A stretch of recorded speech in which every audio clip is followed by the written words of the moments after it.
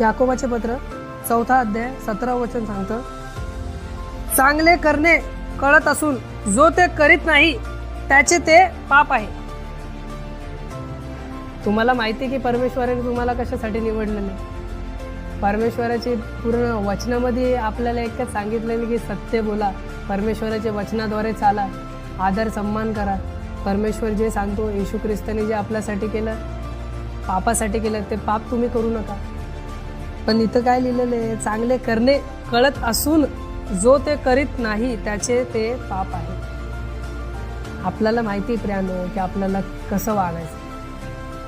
आज परमेश्वराचं येणं येशू ख्रिस्ताचं खूप जवळ आहे.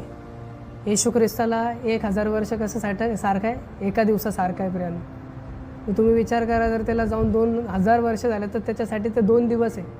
त्याचं येणं त्याच्यासाठी किती जवळ आहे. आपल्यासाठी